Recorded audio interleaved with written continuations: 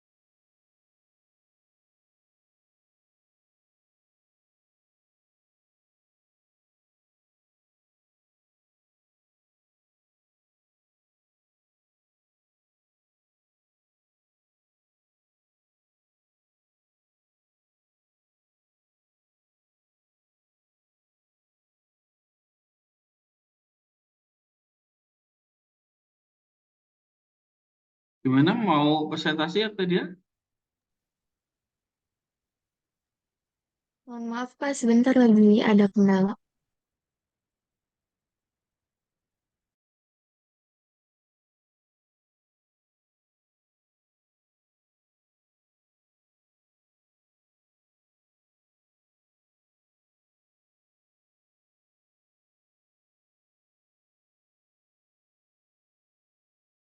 Baik, Assalamualaikum warahmatullahi wabarakatuh.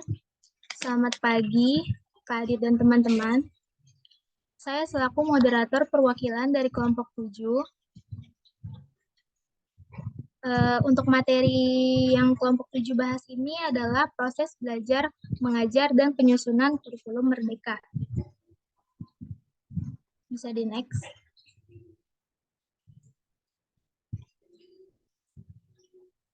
Sebelum kita mulai masuk ke materinya, di sini perkenalkan anggota dari kelompok 7. Yang pertama ada saya, Tieva Nazwa Melia. Selanjutnya ada Herliana Tantri, ada Cindy Septi Rizkiani, dan Muhammad Ridho Nugroho.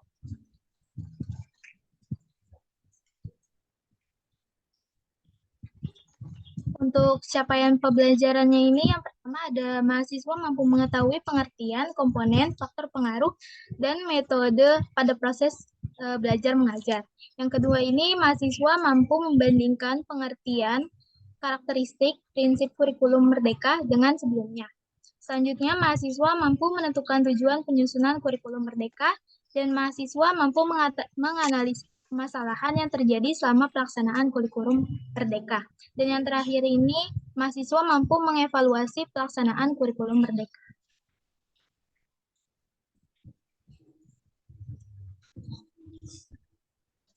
Untuk materi pembahasannya, di sini kita membahas yang pertama ada pengertian proses belajar mengajar, komponen proses belajar mengajar, faktor pengaruh proses belajar mengajar, hakikat pelaksanaan pengaruh proses belajar mengajar, dan pengertian kurikulum 2013, karakteristik kurikulum 2013, prinsip kurikulum 2013, pengertian kurikulum merdeka,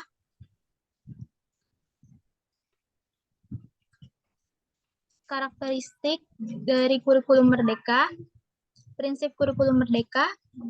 Selanjutnya perbandingan kurikulum 2013 dengan kurikulum merdeka, tujuan kurikulum merdeka, panduan menyusun kurikulum merdeka, komponen kurikulum merdeka, dan yang terakhir konsep penyempurnaan pola pikir perumusan kurikulum merdeka kurikulum 2013 dan kurikulum 2000 dan kurikulum merdeka. Next. Nah, untuk kita lanjut masuk ke materinya, di sini saya mau nanya kepada teman-teman, kira-kira ada yang kalian ketahui gak apa itu proses belajar mengajar? Kalau ada yang tahu bisa raise hand ya.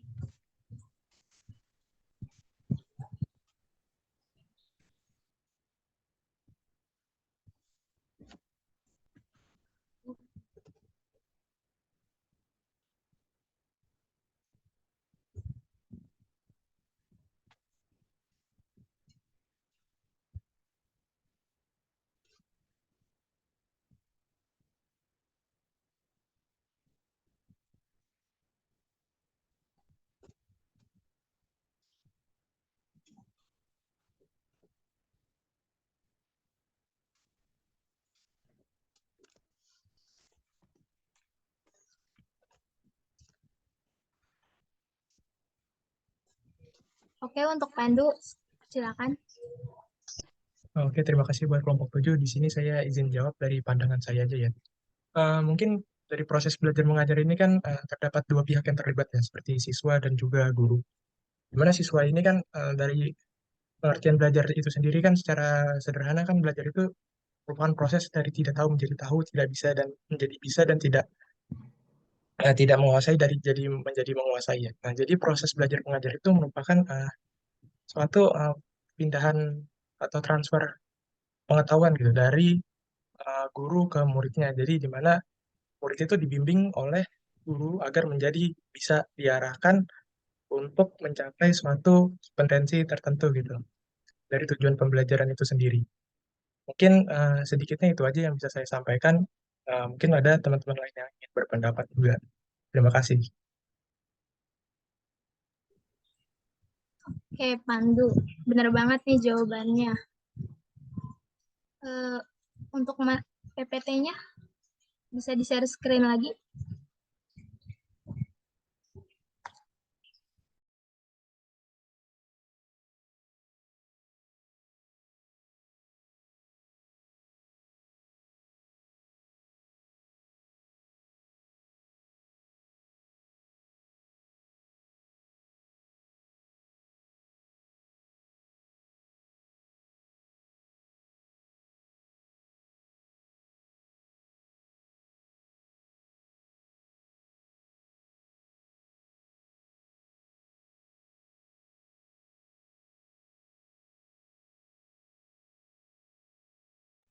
Bisa di next.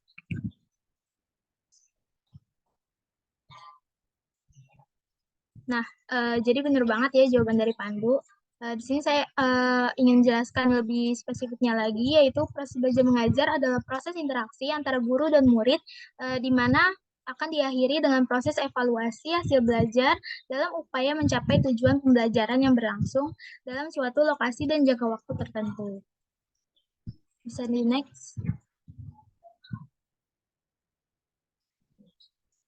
Nah, selanjutnya di sini saya ingin menjelaskan tentang komponen-komponen dari proses belajar mengajar. Yang pertama ini ada guru, yaitu sebagai pendidik. Sebagai yang dijelaskan oleh HAR Tilar, ada 4 ciri utama agar seorang guru ini terkelompok dalam guru yang profesional. Yang pertama ini memiliki kepribadian yang matang dan berkembang. Yang kedua mempunyai keterampilan yang membangkitkan minat peserta didik. Yang ketiga memiliki penguasa ilmu, pengetahuan, dan teknologi yang kuat. Dan yang terakhir ini sikap profesionalnya yang berkesinambung. Next. Untuk yang kedua ini ada peserta didik, yaitu adalah seorang atau sekelompok yang bertindak sebagai pelaku, pencari, dan penerima, penyimpan isi pelajaran yang dibutuhkannya untuk mencapai tujuan. Selanjutnya, tujuan pembelajaran. Pada hakikatnya ini tujuan pembelajaran adalah perubahan perilaku dan tingkah laku yang positif dari peserta didik setelah mengikuti kegiatan belajar mengajar, seperti perubahan secara psikologis akan tampil dalam tingkah laku yang dapat diamati melalui indera oleh orang baik, tutur kata, monitorik, dan gaya hidup.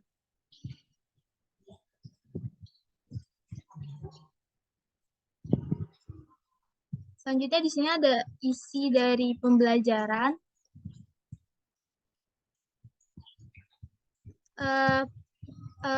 Di sini guru dan kepala sekolah ini membuat program mingguan atau program tahunan yang wajib dikembangkan guru ini dalam kegiatan belajar mengajar. Ini juga mempunyai prinsip-prinsip yang harus diperhatikan. Yang pertama itu ada tujuan yang dikehendakinya harus jelas, operasionalnya mudah terlihat, ketepatan program-program yang dikembangkan untuk mencapai tujuan, dan selanjutnya ini programnya ini harus sederhana atau fleksibel, programnya juga harus disusun dan dikembangkan, harus sesuai dengan tujuan yang diterapkan. Selanjutnya program yang dikembangkan harus menyeluruh dan jelas pencapaiannya, dan yang terakhir ini harus ada koordinasi antara komponen pelaksanaan program sekolah.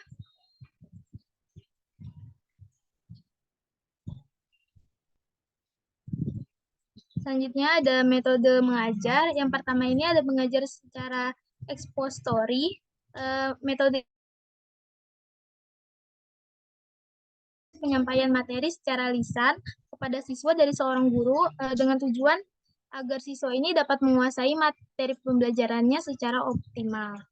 Selanjutnya metode ceramah. Hal yang perlu diperlakukan dan disiapkannya itu dalam metode ceramah adalah bahan ajar. Dalam pelaksanaan pengajaran, guru menyampaikan sesuai dengan bahasan saja atau sistematika yang telah disusun. Dan yang terakhir ini ada metode demonstrasi, yaitu metode atau strategi pengembangan dengan cara memberikan pengalaman belajar melalui perbuatan, melihat dan mendengar yang diikuti dengan meniru pekerjaan yang didemonstrasikan.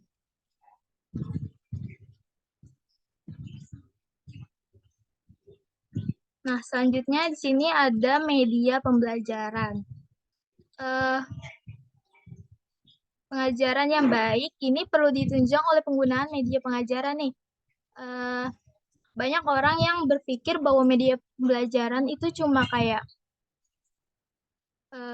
terbatas seperti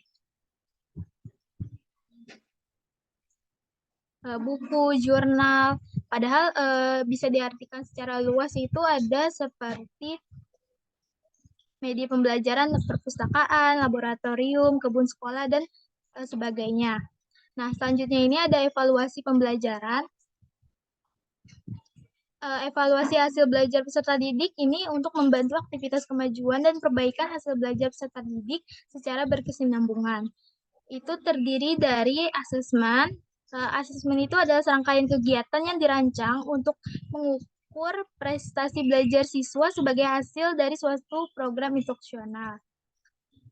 Selanjutnya ada pengukuran yang berkenaan dengan pengumpulan data deskriptif tentang produk siswa atau tingkah laku siswa dan hubungannya dengan standar prestasi atau norma. Selanjutnya ini ada fungsi evaluasi. Fungsi evaluasi ini merupakan bagian yang penting dalam suatu sistem instruksional karena penilaian ini dapat mendapat tanggung jawab untuk melaksanakan fungsi-fungsi pokok, yaitu ada fungsi edukatif, fungsi institusional, fungsi diagnosis, fungsi administratif, fungsi kurikuler, dan fungsi manajemen. Selanjutnya di sini ada paradigma evaluasi. Ada dua pendekatan nih yang saling bertentangan tentang ini. Ini pendekatan ilmiah dan pendekatan pengalaman sama pendidikan. Pendekatan ilmiah ini maksudnya berasal dari eksperimen ilmiah yang bertujuan melihat pengaruh dari variabel-variabel yang lebih spesifik. Sedangkan untuk pendekatan sosial ini yang lebih berkenaan dengan studi tentang proses pendidikan yang sedang berlangsung dan teknik-teknik yang digunakan jauh lebih subjektif dan sering melibatkan pertimbangan nilai personal terhadap hasilnya. Selanjutnya ini yang terakhir ada teknik-teknik evaluasi. Penentuan dari teknik evaluasi ini yang pertama ada hasil asesmen terhadap siswa, kuesioner dan wawancara dengan siswa, dan observasi terhadap pelaksanaan sistem instruksional. Yang keempat ada umpan balik dari staf pengajar yang langsung terlibat dalam sistem instruksional. Dan terakhir ini ada umpan balik dari orang-orang yang tak langsung terlibat dengan sistem instruksional. Bisa di next.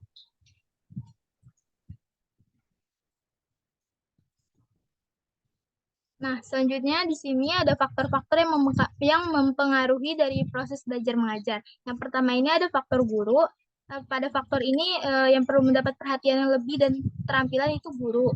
Jadi metode yang tepat dalam mengelola tahapan pembelajaran, di dalamnya harus ada interaksi mengajar guru yang harus memiliki keterampilan mengajar, mengelola tahapan pembelajaran, memanfaatkan metode dengan menggunakan media dan mengalokasikan waktunya untuk mengomunikasikan tindakan mengajarnya ini demi tercapainya tujuan pembelajaran di sekolah. Next.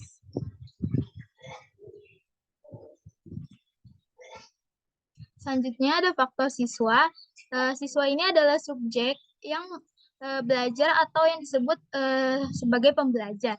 Pada faktor siswa ini yang harus diperhatikan adalah karakteristik umum maupun khusus. Karakteristik umum dari siswa ini adalah usia yang dikategorikan. Yang pertama itu ada usia anak-anak, usia sekolah lanjutan, usia sekolah lanjutan atas. Nah, untuk karakteristik siswa secara khusus dapat dilihat dari berbagai sudut lain. Dari sudut gaya belajar yang mencakup pembelajaran dengan menggunakan visual, dengan cara mendengar atau auditorial, dan dengan cara bergerak atau kinestetik. Next. Nah, selanjutnya ini yang ketiga ada faktor kurikulum. Kurikulum ini merupakan pedoman bagi guru dan siswa dalam mengkoordinasikan tujuan dan isi pelajaran. Pada faktor ini yang menjadi titik perhatiannya adalah bagaimana merealisasikan komponen metode dengan evaluasinya. Dan selanjutnya ini yang terakhir ada faktor lingkungan. Lingkungan di dalamnya ini interaksi belajar mengajarnya merupakan konteks terjadinya pengalaman belajar. Next.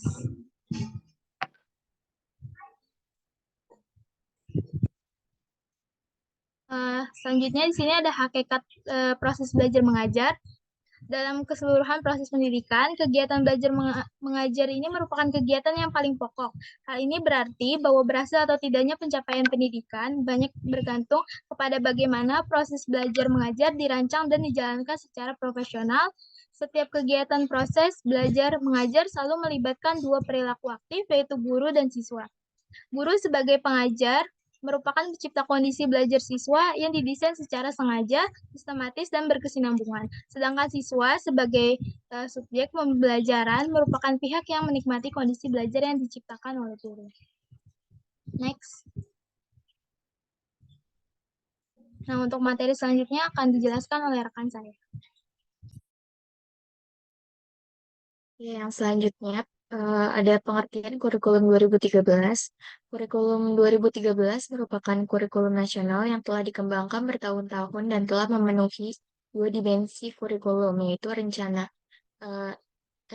dan pengaturan mengenai tujuan, isi dan bahan pelajaran, serta cara yang digunakan untuk kegiatan pembelajaran. Kurikulum ini merupakan kurikulum yang diterapkan oleh pemerintah untuk menggantikan kurikulum 2006 atau biasa disebut KTSP yang telah berlaku selama kurang lebih 6 tahun. Kurikulum 2013 masuk dalam masa percobaannya pada tahun 2013 dengan menjadikan beberapa sekolah sebagai sekolah rintisan.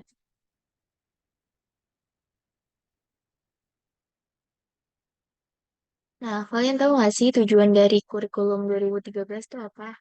Kalau ada yang tahu bisa langsung resi.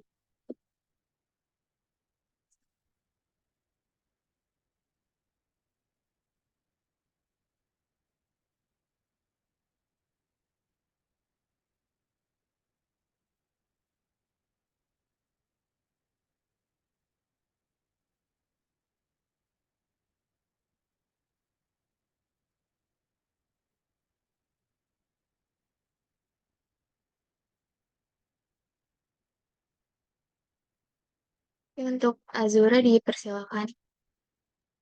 Baik, terima kasih. Kalau menurut dari website Kementerian Pendidikan Kebudayaan Riset dan Teknologi, tujuan kurikulum 2013 itu untuk mempersiapkan manusia Indonesia agar memiliki kemampuan hidup sebagai pribadi atau warga negara yang beriman, produktif, kreatif, inovatif, dan efektif, serta mampu berkontribusi pada kehidupan bermasyarakat, berbangsa, bernegara, dan di peradaban dunia. Mungkin itu dari teman-teman lain, mungkin ada yang ingin menambahkan. Ya, terima kasih Azura, benar banget ya jawabannya. Ada yang mau menambahkan lagi?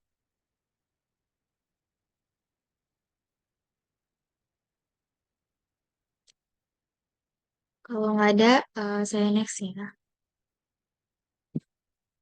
Oke, jadi benar banget yang dibilang sama Azura, tujuan kurikulum 2013 itu untuk mempersiapkan manusia Indonesia agar memiliki kemampuan hidup sebagai pribadi dan warga negara yang beriman, produktif, kreatif, inovatif, dan efektif, serta mampu berkontribusi pada kehidupan bermasyarakat, berbangsa, bernegara, dan peradaban dunia. Oke, di dalam tujuan kurikulum 2013 ini, peserta didik lebih dituntut untuk berpikir kreatif, inovatif, serta cepat dan tanggap. Kurikulum 2013 ini melatih peserta didik untuk menumbuhkan keberanian dalam dirinya, selanjutnya dapat melatih kemampuan berlogika dalam memecahkan suatu permasalahan. Pada kurikulum 2013 juga dimasukkan unsur-unsur kehidupan bermasyarakat, berbangsa, dan bernegara, serta unsur keagamaan untuk membentuk peserta yang berkarakter. Nah, di sini ada karakteristik dari kurikulum 2013. Yang pertama, mengembangkan keseimbangan antara pengembangan sikap spiritual dan sosial, rasa ingin tahu, kreativitas, kerjasama dengan kemampuan intelektual dan psikomotorik. Yang kedua, sekolah merupakan bagian dari masyarakat yang memberikan pengalaman belajar terencana. Selanjutnya, peserta didik menerapkan ilmu yang didapat dari sekolah ke masyarakat dan memanfaatkan masyarakat sebagai sumber belajar. Yang ketiga, kelas menjadi unsur perorganisasi kompetensi dasar. Selanjutnya, semua kompetensi dasar dan proses pembelajaran dikembangkan sehingga dapat mencapai kompetensi yang dinyatakan dalam kompetensi inti. Yang keempat, mengembangkan sikap, pengetahuan, keterampilan peserta didik, serta dapat menerapkannya dalam berbagai situasi sekolah dan masyarakat. Yang kelima, memberikan waktu yang cukup leluasa untuk mengembangkan berbagai sikap, pengetahuan, dan keterampilan. Nah, yang terakhir, keenam, kompetensi tertuang dalam bentuk kompetensi inti kelas yang tercantum lebih lanjut dalam kompetensi dasar mata pelajaran. Oke, selanjutnya ada prinsip kurikulum 2013. Yang pertama, berorientasi pada pengembangan kompetensi. Yang kedua, holistik. Yang ketiga, ilmiah. Yang keempat, kontekstual. Yang kelima, kontinuitas dan pembaruan. Nah, di sini ada empat kompetensi isi dari kurikulum 2013. Yang pertama ada sikap spiritual, yang kedua pengetahuan, yang ketiga sikap sosial, dan yang terakhir keterampilan.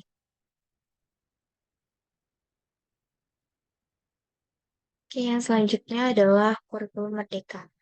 Jadi kurikulum merdeka adalah kurikulum dengan pembelajaran intrakurikuler yang beragam di mana konten akan lebih optimal agar peserta didik memiliki cukup waktu untuk mendalami konsep dan menguatkan kompetensi. Guru memiliki keleluasaan untuk memilih berbagai perangkat ajar sehingga pembelajaran dapat disesuaikan dengan kebutuhan belajar dan minat peserta didik. Kurikulum Merdeka memberikan keleluasaan kepada pendidik untuk menciptakan pembelajaran berkualitas yang sesuai dengan kebutuhan dan lingkungan belajar peserta didik. Nah, tujuan dari kurikulum Merdeka ini dibuat untuk memenuhi kebutuhan peningkatan sumber daya manusia dalam menghadapi era revolusi industri 4.0 dengan memberikan keleluasaan bagi guru dan siswa.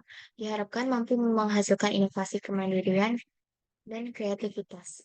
Hal ini perlu dipelopori oleh pergerakan guru sebagai komponen penting dalam suatu pembelajaran. Dalam tujuannya sebagai upaya pemulihan pembelajaran, kurikulum Merdeka juga memberikan keleluasaan kepada guru untuk memilih dan menyesuaikan perangkat pembelajaran yang sesuai dengan pembelajaran yang dibutuhkan suatu lembaga pendidikan, sehingga peserta didik dapat mendalami konsep dan menguatkan kompetensi dengan baik sesuai dengan kebutuhan dan minat belajar. Ya, di sini ada 4 karakteristik dari kurikulum Merdeka. Yang pertama, pengembangan soft skill dan karakter. Yang kedua, fokus pada materi esensial. Yang ketiga, tersedia perangkat ajar yang cukup banyak. Dan yang terakhir, pembelajaran yang fleksibel.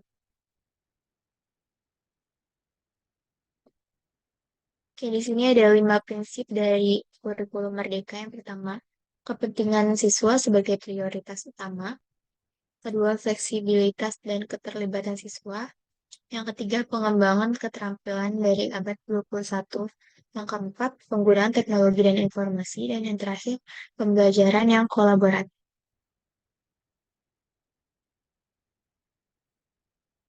Oke, yang selanjutnya akan dilanjutkan oleh rekan saya.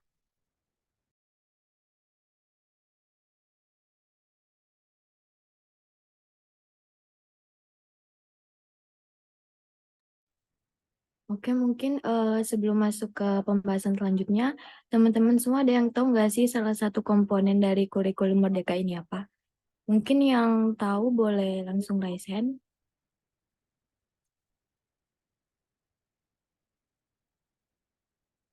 Boleh, ada Dias.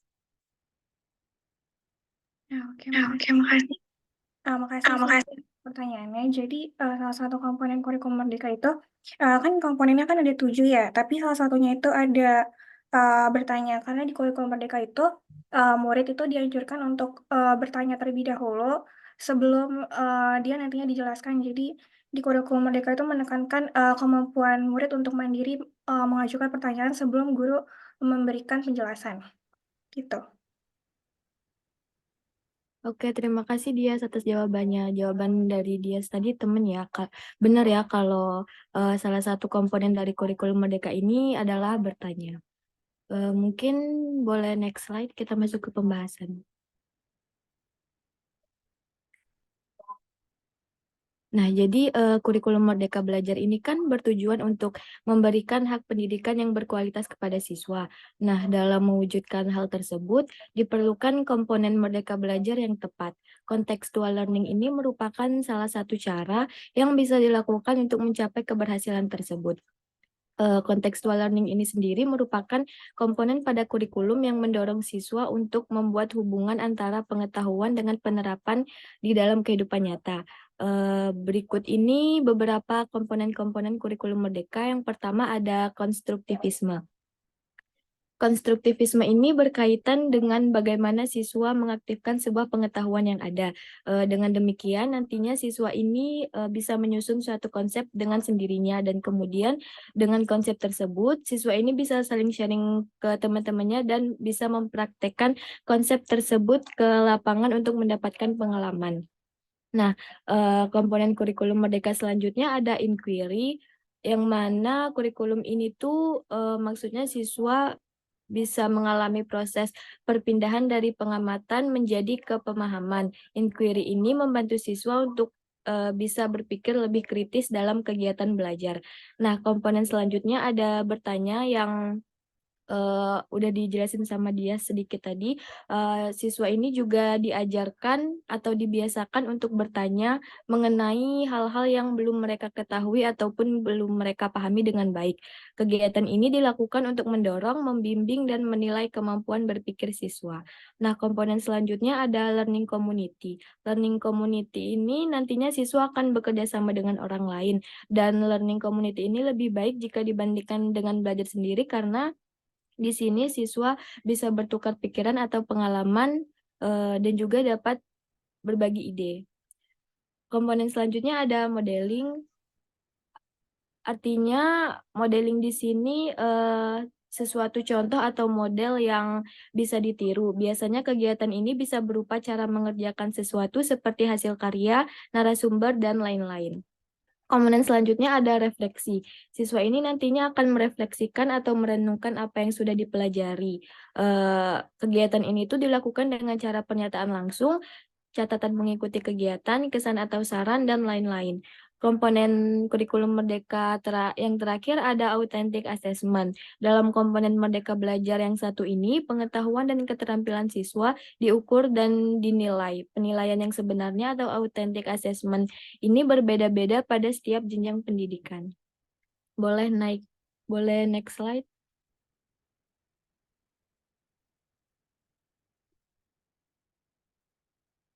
Nah, selanjutnya di sini ada panduan untuk menyusun kurikulum Merdeka.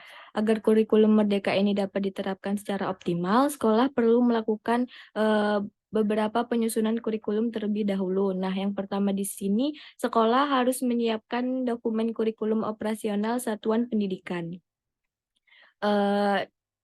Sekolah perlu menyiapkan dokumen ini karena dokumen ini tuh memuat semua rencana proses pembelajaran yang akan dilaksanakan di sekolah sesuai jenjangnya. Selain itu, dokumen ini juga berfungsi sebagai pedoman atas penyelenggaraan pembelajaran.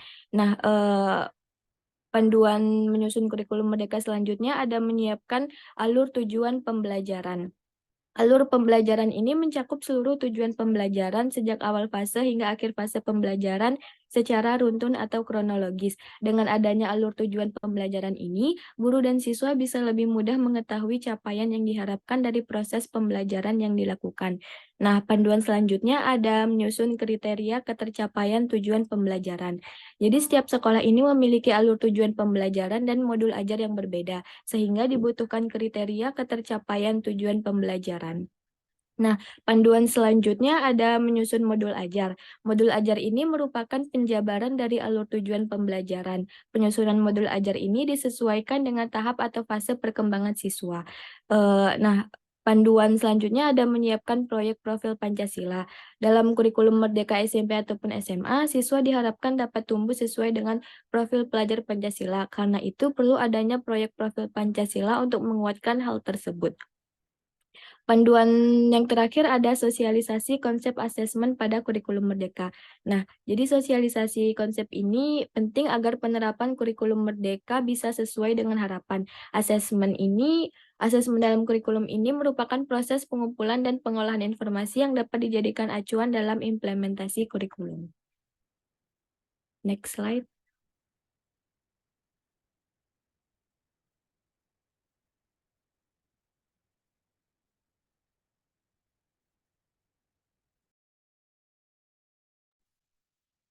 Tes. Sorry, saya masuk. Oke, selanjutnya ada perbandingan kurikulum 2013 dengan kurikulum Merdeka. Pada aspek kerangka dasar, kurikulum 2013 rancangan utamanya adalah tujuan sistem pendidikan nasional dan standar nasional pendidikan.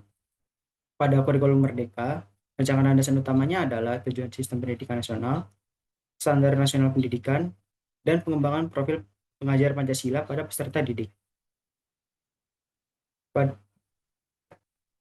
Pada aspek kedua yaitu kompetensi yang dituju. Pada kurikulum 2013, kompetensi dasar yang berupa ruang lingkup dan urutan yang dikelompokkan pada 4 kompetensi inti, yaitu sikap spiritual, sikap sosial, pengetahuan, dan keterampilan. Pada kurikulum Merdeka, pada PAUD capaian pembelajaran dinyatakan dalam paragraf merangkaikan pengetahuan, sikap, dan keterampilan untuk mencapai, menguatkan, dan meningkatkan kompetensi anak usia dini dalam nilai agama dan moral, perkembangan dan identitas diri, serta kompetensi literasi, numerasi, sains, teknologi, rekayasa, dan seni. Pada jenjang SD, SMP, SMA, SMK, atau sederajat, capaian pembelajaran dinyatakan dalam paragraf yang merangkaikan pengetahuan, sikap, dan keterampilan untuk mencapai, menguatkan, dan meningkatkan kompetensi. Pada aspek yang ketiga yaitu struktur kurikulum, pada PAUD jam pelajaran diatur 900 menit per minggu, jenjang SD, SMP, SMA, SMK, dan sederajat. Jam pelajaran diatur per minggu, satuan mengatur alokasi waktu pembelajaran secara rutin setiap minggu dalam setiap semester. Sehingga pada setiap semester, peserta didik akan mendapat nilai hasil di setiap mata pelajaran. Pada kurikulum Merdeka, PAUD jam pelajaran diatur 900 menit per minggu. Pada jenjang SD, SMP, SMA, SMK, atau sederajat, jam pelajaran diatur per tahun.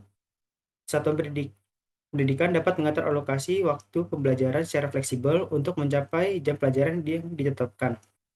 Struktur kurikulum dibagi menjadi dua, yaitu kegiatan pelajaran utama, yaitu pembelajaran reguler atau rutin yang merupakan kegiatan intrakurikuler, dan proyek penguatan profil pelajar Pancasila. Untuk SMK dibagi menjadi dua, yaitu kelompok mata pelajaran umum dan kelompok mata pelajaran kejuruan. Next slide.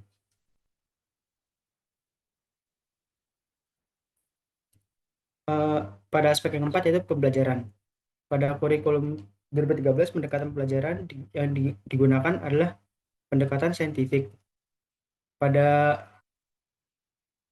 kurikulum Merdeka, jenjang PAUD satuan pendidikan dapat menggunakan berbagai pendekatan pembelajaran pembelajaran. Jenjang SD, SMP, SMA, SMK, dan sederajat, yaitu menguatkan pembelajaran diferensiasi sesuai tahap pencapaian didik.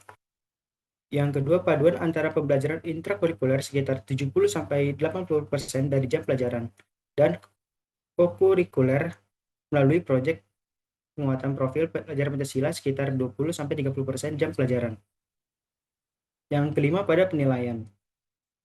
Pada kurikulum 2013, untuk PAUD catatan penilaian proses dan hasil belajar perkembangan anak dimasukkan ke dalam format rangkuman penilaian mingguan atau bulanan untuk dibuat kesimpulan sebagai dasar laporan perkembangan anak pada orang tua.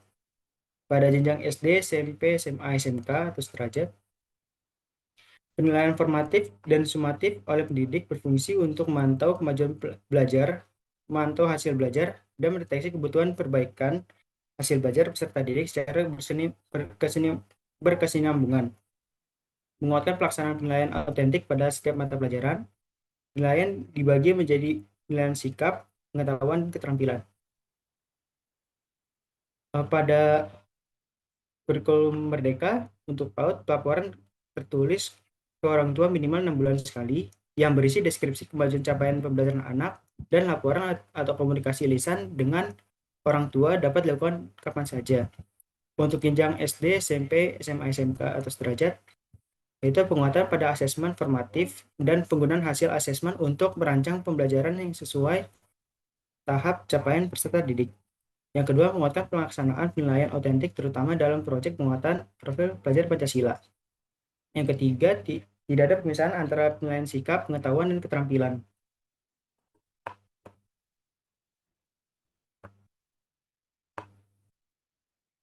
Selanjutnya ada konsep penyempurnaan pola pikir perusahaan kurikulum 2013 dan kurikulum Merdeka. Kurikulum 2013 dirancang untuk meningkatkan sikap, pengetahuan, dan keterampilan yang baik. Pembelajaran yang menugaskan pengetahuan dan keterampilan yang dapat menumbuhkan sikap spiritual dan sosial diharapkan dapat menumbuhkan budaya keagamaan di sekolah. Perubahan utama dari kurikulum 2006 ke 2013 adalah pola pikir yang diubah. Kurikulum 2013 mengadopsi pendekatan ilmiah atau scientific approach yang mendorong siswa untuk mengamati, bertanya, menalar, mencoba, dan membentuk jaringan. Perubahan lainnya adalah materi menjadi lebih mendalam dan lebih luas. Sepenuhnya diserahkan pada guru untuk memenuhi kebutuhan, sehingga siswa diarahkan untuk menggunakan proses pengetahuan yang diajarkan, bukan hanya menghafal atau memahami secara kognitif. Proses pembelajaran penyesuaian beban yang tidak memberatkan siswa juga mengalami perubahan. Kurikulum 2013 dirancang untuk mencakup bidang sikap, pengetahuan, dan keterampilan melalui penilaian proses hasil belajar yang menggunakan penilaian autentik. Penilaian autentik adalah pengukuran yang secara signifikan atas hasil belajar siswa dalam sikap, keterampilan, dan pengetahuan. Next. Oke, pada kurikulum Merdeka, pembelajaran intrakuler yang beragam dari kurikulum Merdeka memberi siswa cukup waktu untuk memahami ide-ide dan memperkuat keterampilan mereka. Guru dapat memilih berbagai metode pembelajaran sehingga pembelajaran dapat disesuaikan dengan kebutuhan belajar dan minat siswa. Kurikulum Merdeka memberi sekolah dan guru lebih banyak kebebasan untuk membuat kurikulum yang sesuai dengan kebutuhan lokal. Namun keberhasilan pelaksanaan kurikulum ini dipengaruhi oleh kesulitan untuk meningkatkan kemampuan guru dan ketersediaan sumber daya.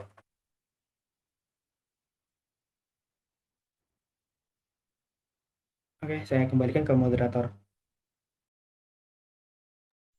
Oke, untuk mempersingkat waktu, mungkin untuk kuis dan soal kelompoknya bisa di skip aja.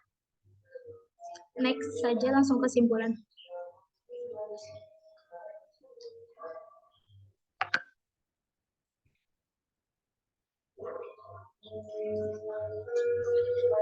Nah, untuk kesimpulannya ini, dalam dunia pendidikan, kurikulum adalah suatu rencana pendidikan.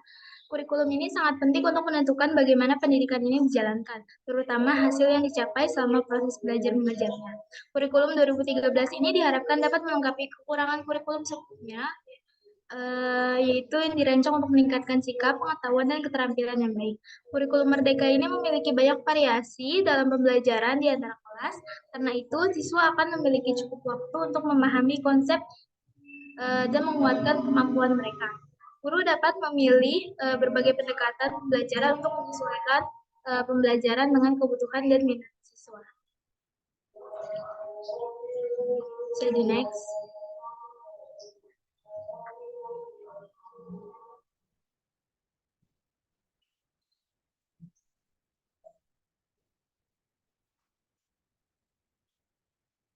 Sekian presentasi dari kelompok 7.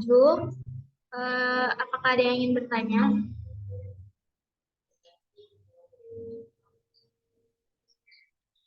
Untuk nanti pengerjaan Google Form sama soal buat kelompok, nanti saya jelasin di grup ya.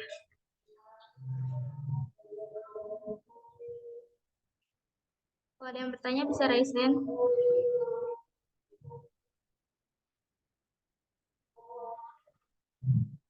Untuk Pandu, dipersilakan. Oke, makasih kelompok 7. Di sini saya mungkin pengen lebih tahu lagi nih. Dari yang dijelaskan sebelumnya kan ada metode pembelajaran itu ada 3 ya. Ada ekspositori, ceramah, sama demonstrasi. Nah, pas saya simak sebentar tadi dan baca-baca sedikit, saya masih belum bisa terlalu memahami. Maksudnya ekspositori itu kan pembelajarannya secara lisan ya, dari guru ke murid. Lalu kenapa di situ dibedakan dengan metode ceramah? Perbedaan yang membedakan itu apa? Perbedaan yang paling mendasar atau mungkin bisa dijelaskan lebih rinci juga nggak apa-apa. Mungkin itu aja sih pertanyaan dari saya. Terima kasih sebelumnya kepada kelompok 7 atas presentasinya. Sudah lengkap sekali. Terima kasih. Oke, terima kasih Pandu untuk pertanyaannya. Apakah ada yang ingin bertanya lagi?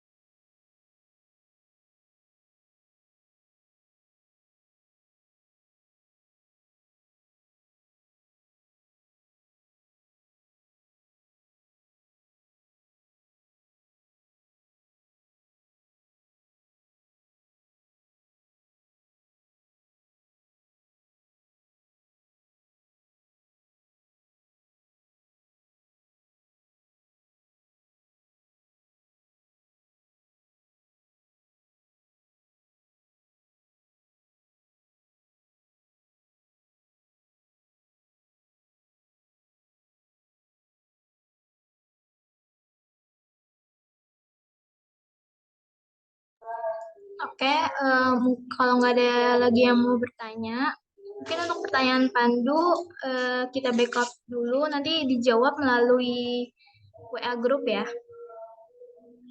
Untuk mempersingkat waktu,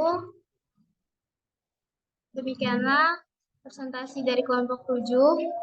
Kurang lebihnya mohon maaf. Terima kasih. Wassalamualaikum warahmatullahi wabarakatuh.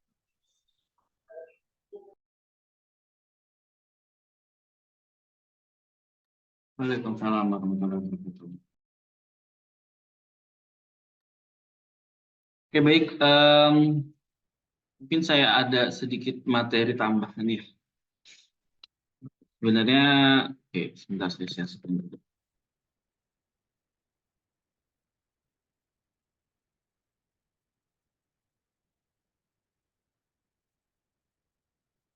Baik, sudah tampil ya. Oke, pertama mungkin saya mau menyampaikan, mungkin kalian juga sudah tahu ya, di bulan Maret ini sudah diresmikan kurikulum nasional 2024. Kalau tidak salah bulan Maret ya, di awal bulan Maret sudah diresmikan kurikulum nasional tahun 2024. Dan tentu saja kurikulum nasional ini akan diterapkan di seluruh Indonesia. Apa itu kurikulum nasional? Sebenarnya kalau kita berbicara kurikulum nasional itu merupakan peresmian kurikulum Merdeka sebagai kurikulum nasional. Jadi poin inti di dalam kurikulum nasional bisa dibilang sama dengan kurikulum Merdeka. Nah, kita tahu, saya nggak akan bahas kurikulum 2013 ya, karena kurikulum 2013 sudah dinyatakan ditutup, dan kita bicara tentang kurikulum nasional. Nah, kurikulum Merdeka atau kurikulum nasional ini sebenarnya kan sudah dimulai pada tahun 2020 ya. Di era-era COVID itu kurikulum Merdeka mulai ditampilkan atau mungkin dilaksanakan di sekolah-sekolah tertentu. Nah, di sini kita tahu bahwa kurikulum penerapannya itu pada saat era COVID. Sampai sekarang kurang lebih ada sekitar 300.000 lebih sekolah yang sudah menerapkan kurikulum Merdeka. Ya. Di sekitar tahun 2022 ada sekolah-sekolah penggerak, sekolah-sekolah yang ditunjuk yang memang melaksanakan kurikulum Merdeka. Kalau mungkin kalian masih ingat kurikulum Merdekanya, misal kelas 1 biasanya ya kelas 1 masih sudah kurikulum Merdeka, kelas 2-3 masih 2013 dan sebagainya. Biasanya kan seperti itu penerapannya.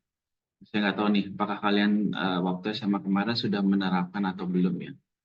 Nah, di tahun 2022 itu kita tahu bahwa hasil kurang lebih sampai sekarang hasil dari penerapan kurikulum Merdeka itu memberikan dampak positif terhadap kegiatan pembelajaran. Jadi akhirnya dengan segala pertimbangan tertentu kurikulum Merdeka itu disahkan di tahun 2024 ini menjadi kurikulum nasional. Nah, untuk memahami secara simpel saja ya, karena memang ada beberapa kesulitan mungkin ya untuk guru-guru dalam melaksanakan kurikulum Merdeka. Jadi mungkin saya sedikit ralat ya, bukan menyusun kurikulum Merdeka. Jadi kan di PPT-nya menyusun kurikulum Merdeka ya. Kurikulum Merdeka sudah ada. Jadi yang benar adalah melaksanakan kurikulum Merdeka. Ya, walaupun di dalam pelaksanaan kurikulum Merdeka tetap ada dokumen-dokumen yang perlu disusun oleh guru untuk pelaksanaan kurikulum Merdeka itu sendiri. Nah, ini memang menjadi tantangan tersendiri ya buat guru-guru. Karena apa? Guru-guru di dalam kurikulum 2013 itu pelaksanaan kegiatannya itu sistematik, terukur, gitu ya. Sudah ada step by step yang jelas dan yang diatur oleh pemerintah. Nah, bedanya di kurikulum Merdeka ini dibebaskan. Jadi dibebaskan itu disesuaikan dengan kondisi sekolah. Nah, memang kurikulum Merdeka ini kalau orang bilang, wah kurikulum Merdeka itu untuk sekolah-sekolah yang sudah hebat, untuk guru-guru yang hebat, untuk anak-anak yang hebat. Justru tidak, kurikulum Merdeka ini adalah kurikulum yang memang membantu untuk guru-guru yang belum memiliki keterampilan mengajar yang baik. Dan untuk anak-anak siswa itu yang memang belum secepat teman-temannya gitu ya. Yang mungkin bisa dibilang anak-anak yang pintar lah. Jadi kurikulum Merdeka ini sebenarnya bisa maju ke depan, bisa mundur ke belakang. Maksudnya seperti apa? Kalau di kurikulum 2013, materinya ya, sekarang materi A. Bisa tidak bisa anak itu terhadap materi, di pertemuan berikutnya sudah berubah ke materi B. Begitu. Itu. Jadi anak yang tertinggal, ya kalau materi B tidak tertinggal lagi. Nah, fleksibilitas di kurikulum Merdeka boleh mundur dulu untuk mengantisipasi atau mendukung anak-anak yang memang belum mencapai tujuan pembelajaran di materi-materi sebelumnya. Ya. Di dalam kurikulum Merdeka sebenarnya yang mendasari kuat tadi ada juga ya perbedaannya yang sudah ditampilkan ya. Adalah profil pelajar Pancasila. Itu yang membedakan antara kurikulum 2013 dengan kurikulum Merdeka. Walaupun istilahnya memang banyak orang bilang ini sama aja dengan kurikulum sebelumnya, karena memang di pemerintahan menteri sebelumnya ada penguatan karakter ya, istilahnya apa? Saya agak lupa nama kurikulumnya, tapi penguatan karakter seperti itu. Itu yang nggak jauh beda ya dengan profil pelajar Pancasila istilahnya. Nah, di dalam profil pelajar Pancasila ini ada 6 dimensi ya. Ada beriman takwa kepada Tuhan Yang Maha Esa, berkebinekaan global, gotong royong, kreatif, bernalar kritis, dan mandiri. Nah, 6 dimensi ini yang harus muncul di dalam kegiatan pembelajaran atau proses belajar mengajar sendiri. Nah, untuk mencapai 6 poin ini harus gimana? Harus melaksanakan 4 kegiatan di sini. Yang pertama budaya sekolah, yang kedua ekstrakurikuler, ada intrakurikuler dan proyek penguatan profil pelajar Pancasila. Untuk budaya sekolah dan ekstrakurikuler itu kan hampir sama dengan 2013 ya. Kalau kalian mungkin saya sedikit jelaskan terkait dengan budaya sekolah. Nah, budaya sekolah ini adalah pembiasaan. Nah, di dalam budaya sekolah ini ada juga tercantum adalah ekstrakurikuler. Apa budaya sekolah yang dibiasakan? Ya, misalnya kalian tuh senang belajar, misalnya kalian bertanggung jawab, misalnya kalian menaati aturan, gitu ya. Terus kalian suka membantu sesama, terus kalian menghormati guru dan sebagainya. Nah, itu pembiasaan yang ada di sekolah. Makanya kalau sering kan kita lihat video rambut saya gondrong, emang ada masalah gitu ya? Ada masalah kah untuk saat saya belajar kan gitu ya? Logikanya ya mau rambutnya gondrong, bajunya acak-acakan gitu kan, nggak akan mengganggu proses berpikir. Tapi bukan poin itu yang mau diterapkan di budaya sekolah itu sendiri, karena budaya sekolah punya aturan sendiri. Saat kalian melaksanakan aturan itu dengan baik, harapannya nih pada saat kalian lulus SMA atau saat kalian lulus perguruan tinggi gitu ya, kalian akan kembali ke masyarakat. Nah, masyarakat tuh punya aturan-aturan mereka, kan gitu ya. Kalau kalian tidak sesuai dengan aturan dia di masyarakat, mungkin kalian akan dicibir, mungkin kalian akan dikucilkan dan sebagainya. Itu dampaknya sangat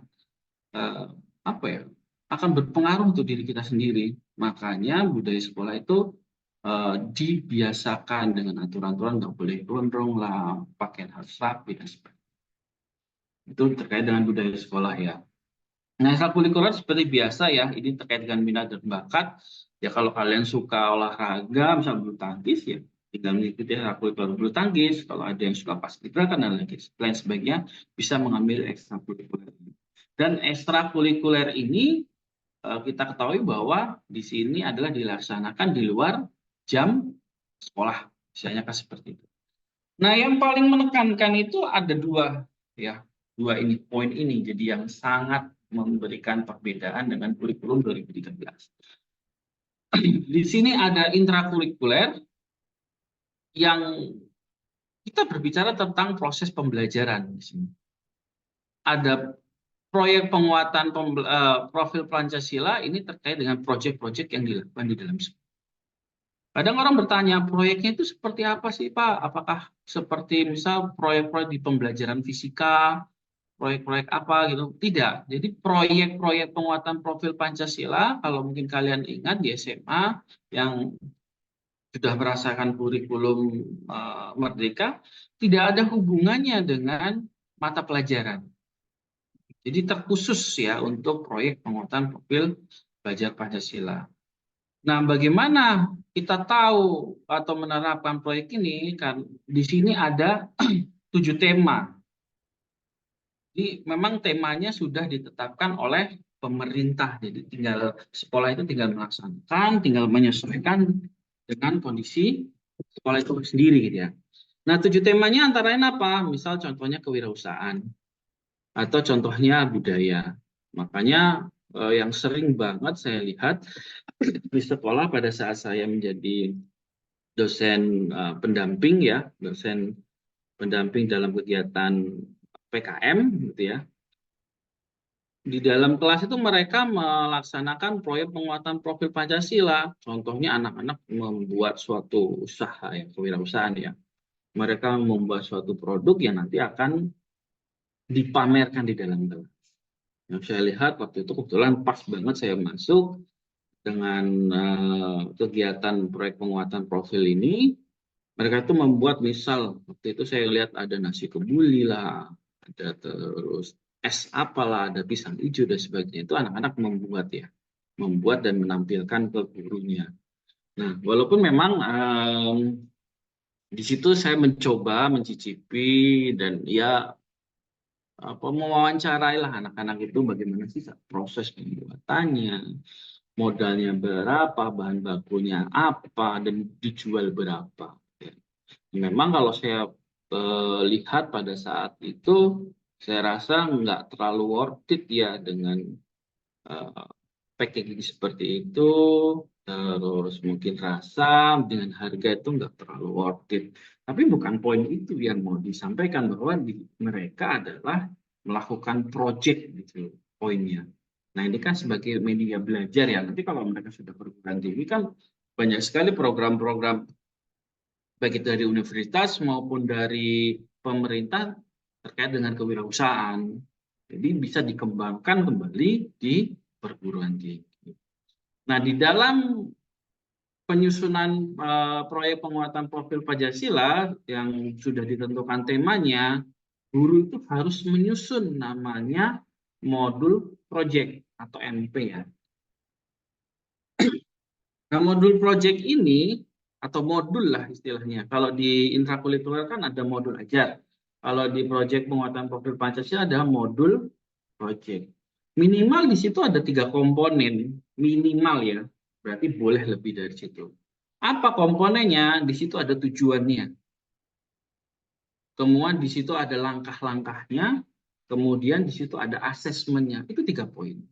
Makanya di kegiatan pembelajaran hari ini, oke, tadi saya sudah mendengarkan ya, moderator menyampaikan bahwa nanti asesmennya akan dikerjakan, misalnya di WA Group akan disampaikan. Nah, itu bagus, karena tetap kita harus ada asesmen di dalam atau di suatu kegiatan itu sendiri. Nah, makanya di dalam modul ini, baik modul ajar maupun modul project, harus ada asesmen. Karena asesmen itu untuk mengukur apa? Untuk mengukur tujuan pembelajaran yang sudah ditetapkan. Jadi jangan sampai asesmennya nggak ada, karena kalau asesmen nggak ada, tentu saja kita nggak tahu kan tujuan pembelajaran itu tercapai atau tidak. Nah, untuk membuat asesmen itu juga nggak sembarangan sebenarnya, gitu ya. Jangan sampai misal kalian mau mengukur jarak kalian misal dari Jakarta ke Jawa Timur. Tapi kalian mengukur jaraknya pakai bis misalnya dari Jakarta ke Pulau Sumatera, jaraknya. Maka nggak akan nyambung. Jadi pada saat pembuatan asesmen harus dilihat apa? Harus dilihat tujuan pembelajarannya apa. Itulah yang diukur. Jadi asesmen ini bisa dikembangkan berdasarkan tujuan pembelajaran yang sudah dibuat. Bisa dikembangkan juga dengan materi-materi yang sudah disampaikan. Makanya kalau kita perhatikan di modul ajar itu, Nggak cuma 3 poin tadi, tapi ada materi di dalamnya. Gitu ya. Makanya materi itulah yang menjadi salah satu pengembangan asesmen itu sendiri. Nah, sering ya, mungkin terutama di guru-guru daerah itu ya, mereka kesulitan itu untuk membuat modul ajar dan modul proyek. Gitu ya. Padahal itu semua sudah dibuat oleh pemerintah lengkap dan sudah ada contohnya, jadi nggak usah khawatir. Bagaimana caranya kita untuk mengetahuinya? Kita tinggal melihat panduan proyek penguatan profil Pancasila. Kalau kalian ketik ini ya, panduan proyek penguatan Pancasila, gitu ya, nanti akan muncul langsung PDF-nya. Di situ ada sekitar 100-an halaman lah, gitu ya. Nah, di situ juga ada contohnya. Memang kelemahan Indonesia kan berdasarkan PISA, gitu ya, kita itu paling rendah literasinya. Gitu. Nah, mungkin karena berbagai macam banyak halaman jadi malas baca gitu ya, pengennya yang simpel-simpel, akhirnya itulah indeks literasi kita itu sangat rendah. Jadi di si panduan ini tinggal baca aja, banyak nonton video dan sebagainya untuk membuat modul project itu sendiri. Nah, pembedanya salah satu pembeda lagi ya di kurikulum Merdeka itu selain muncul intrakurikuler dan proyek penguatan Pancasila, ini ada alokasi waktunya. Tadi sudah disampaikan ya oleh tim yang menyampaikan materi. Ada alokasi waktunya. Kalau dulu proyek-proyek ini nggak ada alokasi waktunya.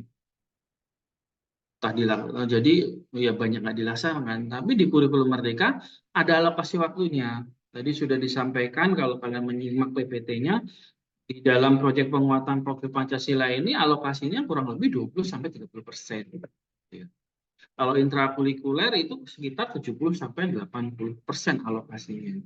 Makanya kalau kita lihat proyek penguatan profil Pancasila itu dilaksanakan di mana? Di jam-jam sekolah. Bukan di luar jam sekolah. Jadi ada alokasi waktu dalam pelaksanaan pembelajaran. Ada proyeknya sekitar kurang lebih 20-30, intrakurikuler 70-80. Itu tergantung sekolahnya ya yang menentukan. Makanya di kurikulum Merdeka ini sekolah dibebaskan untuk menyusun, membuat. Nah, mungkin ini yang menjadi guru-guru bingung ya, kalau dibebaskan kan kita kalau dibebaskan suka malah bingung ya.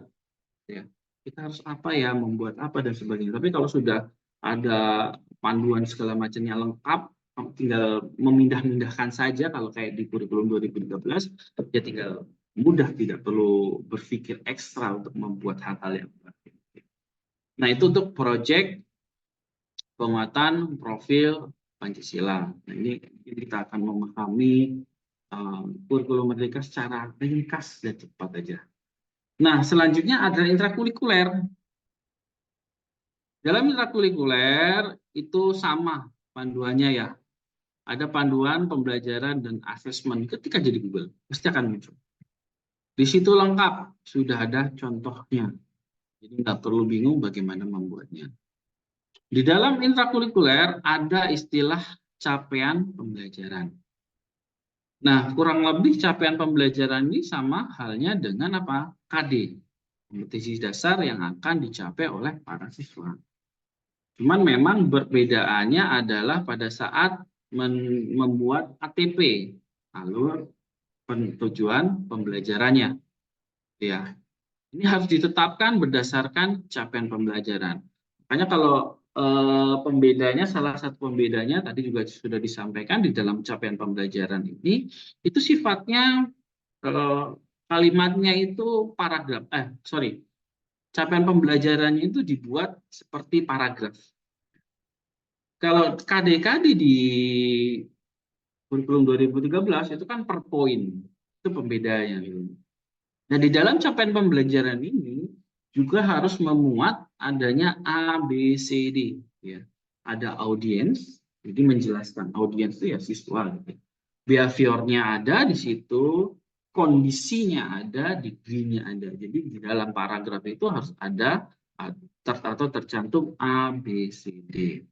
Sehingga kalau sudah membuat capaian pembelajaran ini, maka harus menentukan alur tujuan pembelajaran. Setelah menentukan alur tujuan pembelajaran, barulah membuat modul ajar itu sendiri. Jadi di dalam modul ajar juga terdapat ATP-nya itu sendiri, ya. Hingga nanti kalau membaca, oh jelas ada tujuan pembelajarannya, terus di situ ada langkah-langkahnya, di situ juga ada asesmennya, dan yang terakhir biasanya di situ juga ada materi-materi yang akan disampaikan di dalam proses pembelajaran. Dan ini juga boleh dikembangkan sebenarnya, nggak harus 4 poin itu. Misalnya kalian menggunakan metode pembelajaran yang mau dipakai seperti itu, atau menggunakan alat-alat bantu seperti laptop dan sebagainya. Itu boleh juga dimasukkan di dalam modul ajar. Yang terpenting sebenarnya minimal ya, minimal 3. Tapi kalau saya bilang minimal harusnya 4 supaya ada pembeda dengan sebelumnya. Jadi di situ ada tujuan pembelajarannya, di situ ada langkah-langkahnya, itu boleh ada materinya, dan yang terakhir ada. Nah, ini perbedaan ya dari 2013 ke kurikulum nasional atau kurikulum merdeka. Jadi fix kita sekarang sudah nggak bahas itu 2013 lagi. Kita bahas kurikulum nasional, yaitu kurikulum merdeka. Nah, selain panduan-panduan ini, ada 2 panduan ini. Kalian juga boleh, kalau ingin mendalami bagaimana kurikulum merdeka itu, kalian bisa mengakses dokumen BSKAP, ini penetapan ya, penetapan BSKAP terkait dengan profil pelajar Pancasila nomor 009-H-KR-2022. Kalian ketik di Google pasti muncul, tinggal download, tinggal kalian baca, oh sebenarnya dasar dari penentuan profil pelajar Pancasila itu seperti apa sih, untuk memahami secara mendalam itu. Sama dengan intrakurikuler atau pencapaian pembelajaran, di sini sudah ditetapkan di BSKAP nomor 003-H-KR-2020. Jadi begitu ya. Siapa tahu nanti setelah kalian selesai S1 masih pakai kurikulum merdeka, gitu kalian sudah jadi guru, nah, kalian sudah ada gambaran bagaimana menyusun intrakurikulernya dan bagaimana menyusun proyek pembentukan profil pelajar Pancasila. Walaupun saya yakin juga di masa-masa kalian nanti ya bisa berubah atau berkembang, karena memang ilmu pengetahuan itu setiap jamnya pasti berubah. Minimal dasarnya ini kalian sudah paham bagaimana kita memahami kurikulum merdeka secara ringkas. Kita juga bisa membedakan kurikulum 2013 dan kurikulum merdeka ini atau kurikulum. Jadi itu ya secara singkatnya saya sampaikan terkait bagaimana kita memahami kurikulum merdeka. Tapi kalau kita nanti mau membuat modul ajar atau modul project, kita juga harus melihat panduan-panduannya ya. Nih, seperti itu. Nah, seperti itu terkait dengan pemahaman kurikulum merdeka ya, atau kurikulum nasional 2020. Mungkin ada yang ditanyakan, silakan.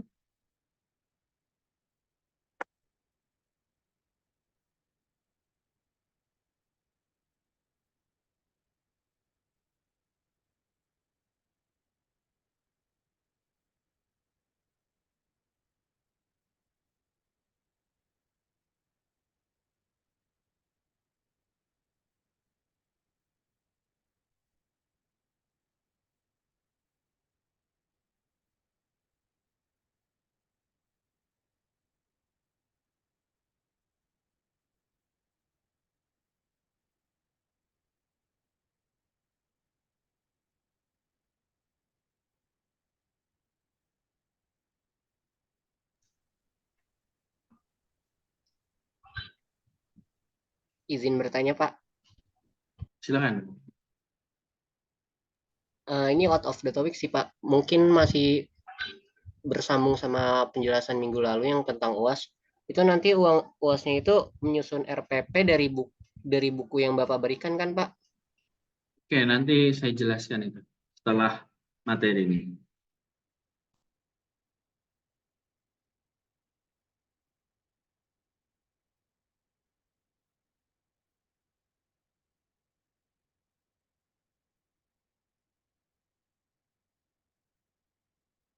Oke, baik. Jika tidak ada, mungkin saya tutup materinya terkait dengan konsep bagaimana cara kita memahami. Ini baru konsepnya ya. Belum harusnya kita kalau mau membedah secara detail lagi, kita akan membahas materi terkait dengan proyek, penguatan profil Pancasila, kita membahas lagi terkait dengan intrakurikuler dan bagaimana pembuatan modul ajar dan modul proyek. Mungkin di semester ini belum kali ya, tapi kalau nanti di mata kuliah perencanaan pengajaran di tahun berikutnya, akan saya kembangkan, saya detailkan per poin ini untuk menjadi materi pertama. Mungkin itu untuk tambahan bagaimana kita memahami konsep Merdeka Belajar.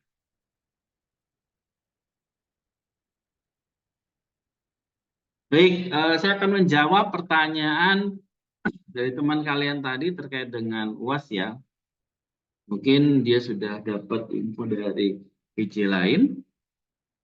Kurang lebih ini. Nah, akan dicermati. Ada beberapa poin yang menjadi informasi dan proyek yang dilakukan. Yang pertama, itu satu kelompok terdiri dari 2 orang ya, sesuai dengan kesepakatan kita di awal perkuliahan. Terus proyek ini sebagai pengganti UAS ya. Jadi pengumpulan proyek pun itu terakhir ya di periode UAS itu sendiri. Untuk periode UAS kapan silahkan dilihat di kalender akademik ya 2024 ini. Silahkan dilihat kapan terakhir periode UAS dan silahkan dikumpulkan pada saat periode tersebut. Nah, nanti masing-masing kelas, karena kita ada 3 kelas ya perencanaan pengajaran, itu silahkan memilih nomor file yang ada di link ini. Ya. Mungkin saya buka saja biar sekaligus ada gambaran.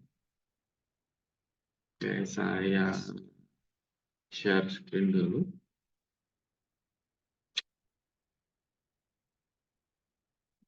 Belum muncul. Oke.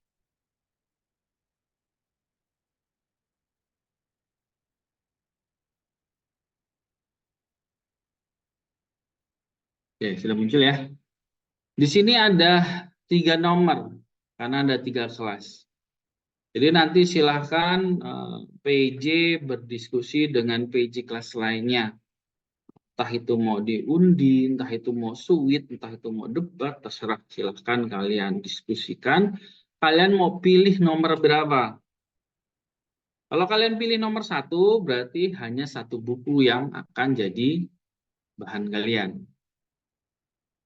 Tetapi kalau kalian milih nomor 2 atau nomor 3, maka ada 2 di sini ya, nomor 2. Atau nomor 3 inilah contohnya ya. Misalnya nomor 3 ini. Kalau kalian milih 3 ini, maka 2 buku ini yang akan kalian jadi patokan dalam pengerjaan UAS atau project. Apa yang harus dikerjakan? Kita perhatikan di Word tadi ya.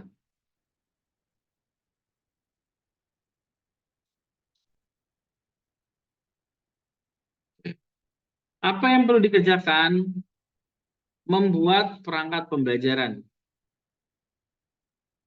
Karena kita sudah kurikulum merdeka, maka di situ kita harus membuat modul ajar. Modul ajarnya di sini ada ketentuannya, ketentuan minimal ya. Berbasis HOTS. Saya yakin kalian sudah ngerti lah HOTS seperti apa, karena setiap tujuan pembelajaran kita menyampaikan CP-CP-nya itu berbasis HOTS. Nah, di dalam modul ajar ini juga ada ABCD. Itu yang saya sampaikan tadi ya, di dalam capaian pembelajarannya itu memuat A, B, C, D. Ada audion, behavior, condition, dan degree-nya. Lalu untuk model pembelajarannya itu hanya ada 2. Nggak boleh lewat dari ini. Yaitu project based learning dan case based learning. Gitu ya. Jadi ada 2. Silahkan nanti pada saat penyusunan materi ini harus disesuaikan dengan model pembelajaran yang sudah kalian pilih. Kalau materinya bisa dibuat project, kenapa tidak dibuat project? Kalau materinya sulit untuk project, ya boleh pilih case based learning. Di dalam modul ajar ini kan sebenarnya tercantum materi ya, yang saya jelaskan tadi. Biasanya ada materinya gitu di dalamnya.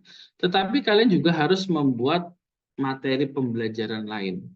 Jadi kalau di modul ajar ini kan untuk guru ya, pegangan guru, tapi materi pembelajaran ini untuk yang disampaikan ke siswanya. Jadi ada ketentuan adalah minimal materinya itu ada 20 halaman dan tidak termasuk ice breaking dan lain sebagainya. Jadi hanya khusus pembahasan materi itu minimal 20 halaman. Setelah itu apa yang dibuat yaitu lembar kegiatan atau lembar kerja, maksimal 2 saja. Apa itu lembar kegiatan atau lembar kerja? Contohnya, misalnya kalian membuat case based learning. Biasanya di sekolah-sekolah itu membuat lembar kerja ini berupa kertas gitu ya. Berupa kertas terus ada ditempelkan biasanya umumnya ya. Itu ditempelkan gambar. Gambar itu ada permasalahan sebenarnya. Lalu di bawah gambar ada narasi yang berbasis hot, yang bagaimana kalian bisa, misal silahkan identifikasi dulu permasalahan dan bagaimana cara memecahkan permasalahan sesuai dengan gambar yang ada di dalam lembar kerja. Gampangnya seperti itu ya. Tapi nanti kalian silahkan dimodifikasi, bisa dilihat di internet contoh-contoh lembar kerja atau lembar kegiatan itu seperti apa. Nah, itu. Jadi nanti silahkan disesuaikan dengan metode pembelajaran yang dipakai. Selanjutnya ada asesmen atau soal atau instrumen evaluasi. Ya. Silakan dibuat 15 pilihan ganda dan 3 esai. Dan tentu saja soal-soal itu harus berbasis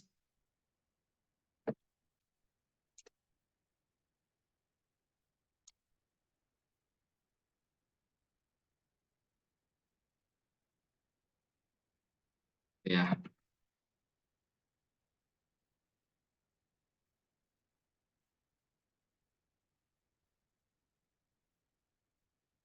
Oke, habis itu. Lalu yang terakhir apa? Silahkan buat skrip. Jadi seperti skrip video ya, kalau kalian buat skrip video, kan itu ada ya ada narasinya, ada apa. Jadi kalian itu membayangkan di dalam kelas itu apa sih yang mau saya sampaikan. Misalnya ya kalau di skrip kan berarti kan tulisannya, misalnya Assalamualaikum pembukaan, Assalamualaikum warahmatullahi wabarakatuh. Pada kesempatan kali ini bla bla bla bla bla bla bla bla kita akan menyampaikan materi ini dengan tujuan pembelajaran bla bla bla bla bla bla ini. Nah, seperti itu. Nanti itu berupa skrip, tulisan boleh PDF saja atau mungkin Word juga boleh deh. Jadi 5 poin ini yang akan menjadi pengganti buat kalian. Untuk menyusun ini didasari oleh buku yang ada di link yang sudah saya buka tadi. Begitu ya. Mungkin sebelum saya lanjutkan ada pertanyaan?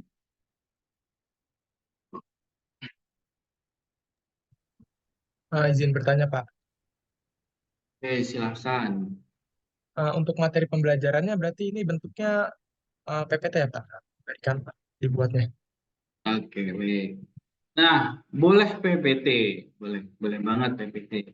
Yang pasti apa? Ada catatan di sini.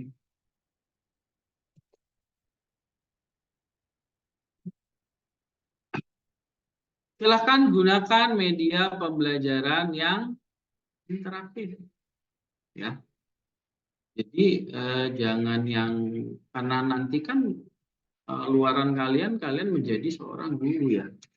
Kalau guru itu ketemunya siswa, kalian tahulah siswa itu seperti apa, orang yang barusan lulus kan. Bagaimana kita menarik perhatian siswa itu untuk belajar, poinnya. Jadi silahkan gunakan media pembelajaran yang interaktif. Ya, kalau misalnya nanti soal instrumennya ini kalian mau menggunakan GFOM misalnya, atau menggunakan ada ya yang soal-soal latihan atau soal yang dipadukan dengan game, kalau nggak salah kemarin tuh dipakai AI itu juga bisa ya, atau menggunakan kuisis dan sebagainya boleh, tetapi tetap harus misalnya dibuat tulisan di Word dulu, lalu mencantumkan link lah untuk mengakses soal ini. Kalau kalian mau menggunakan media lain, misal kuisis, misal game apalah dan sebagainya.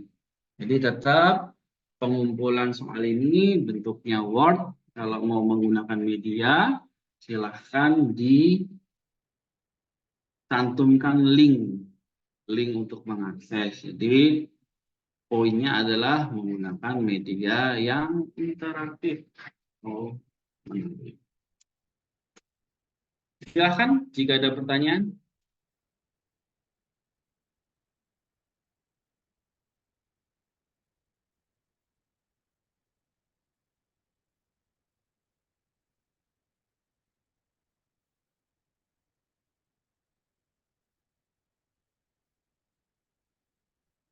Oke, jika tidak ada pertanyaan, saya akan kembali ke modul yang tadi ya.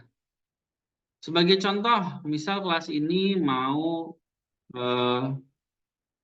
memilih nomor 3. Ya. Kita buka 3-3-nya. Dua-duanya ini. Satu kelas ini berapa kelompok kelas ini? 20 kelompok, Pak. Oke, 20 kelompok. Kalau 20 kelompok, maka kan kadang buku itu nggak sampai 20 materi ya. Sebagai contoh di sini ini hanya ada 8 ya. Apalagi ini kurikulum. Nah, ini kita yang kurikulum, nah seperti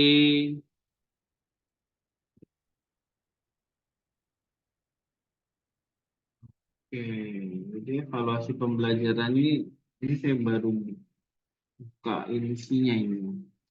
Ini agak kurang relevan ya yang buku ini. Ya, nanti saya cari bukunya lain, kita coba di buku satu ini.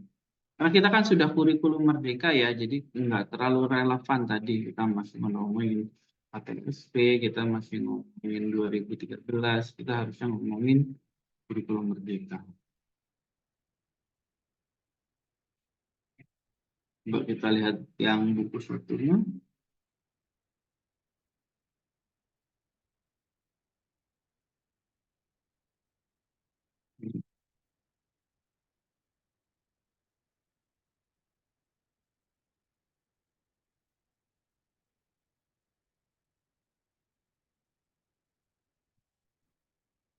Nah, sebagai contoh, misalnya, saya belum baca ya detail ini kurikulum yang di dalamnya ini apa ya. Mungkin bukan kurikulum merdeka ya. Tapi kalau dia tidak membahas kurikulum merdeka sih nggak masalah. Contohkan misal pengembangan kurikulum, apa sih caranya dan sebagainya.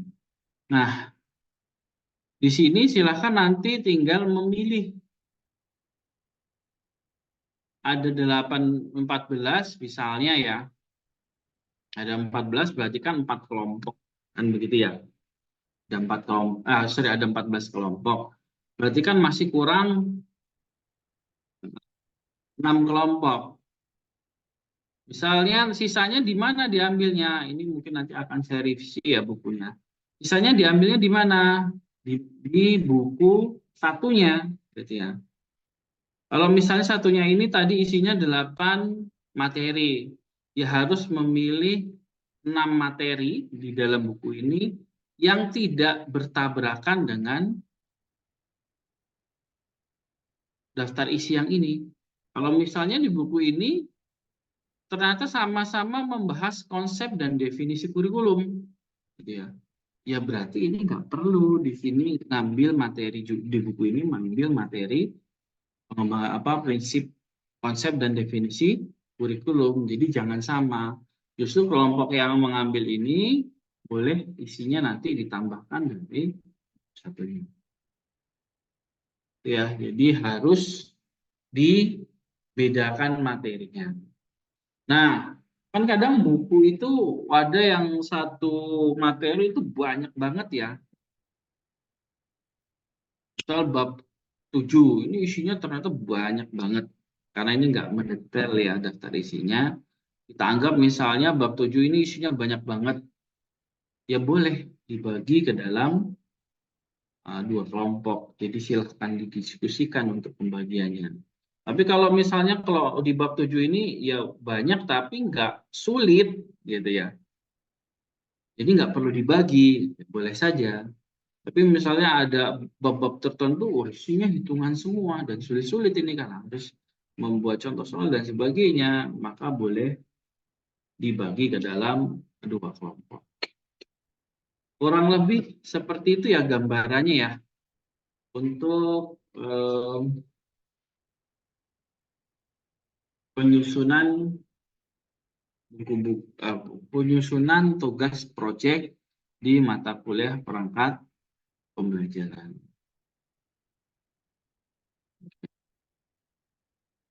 Silahkan jika ada pertanyaan. Nah, misal contoh seperti ini kan misalnya di bab 1 karena masih konsep dasar evaluasi pembelajaran, ini masih ringan lah, misal ya. Tapi ada materi yang mungkin sulit. Ini contoh bab 7 teknik pemeriksaan, pemberian skor, penghasilan hasil tes. Ini sulit karena harus hitung-hitungan dan sebagainya. Nah, boleh dibagi ke dalam 2 kelompok. Kurang lebih seperti itu untuk proyeknya. Silakan jika ada pertanyaan.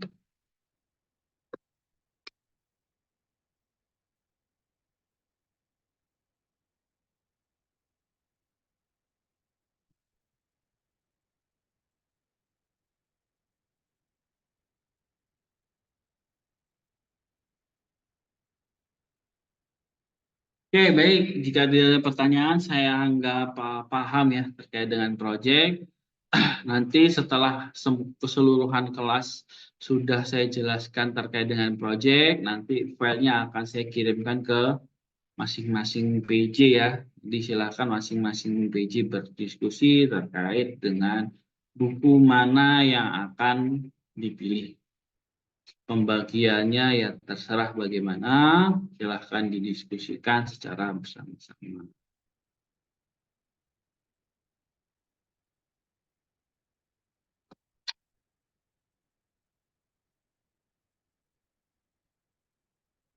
Baik, jika tidak ada pertanyaan mungkin kita akhiri saja ya untuk pertemuan kali ini. Sudah 11.43 ya, dan memang mepet banget kalau hari Jumat karena khusus untuk cowok-cowok ya harus mempersiapkan untuk pemicit dan lain sebagainya.